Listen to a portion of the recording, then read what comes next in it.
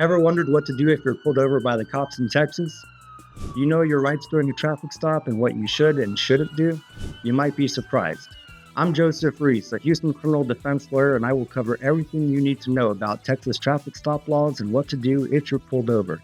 Here are the 5 things you need to know if you get pulled over in Texas. First, why can you be stopped? Well, in Texas, police need a reasonable suspicion of criminal activity to pull you over. This means they must have specific reasons to stop you. It can't just be a hunch that you're up to no good. For example, if an officer runs your license plate and notices that your registration has expired, that's a reason to stop you.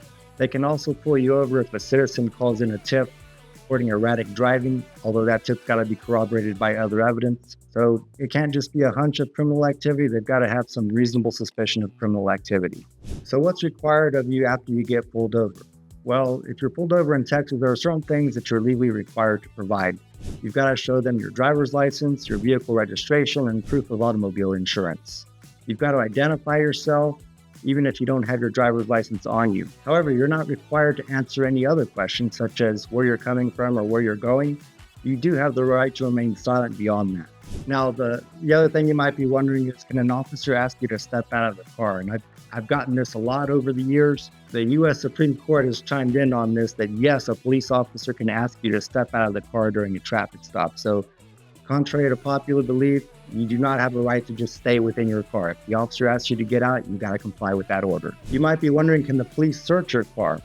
Under Texas law, police can search your vehicle in 2 situations. Number 1, if you give them consent to search the car. The other scenario is if they've got probable cause of criminal activity. In that case, they can search without your consent. Do you have to provide consent for the search of your vehicle? Absolutely not. No, you're not required to provide consent, nor should you.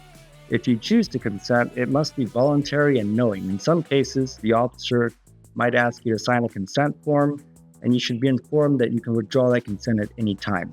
If you're unsure, it's always better to err on the side of caution and protect your rights and decline any consent. So if you or someone you know has been charged with a DWI or DUI in Texas, we can help.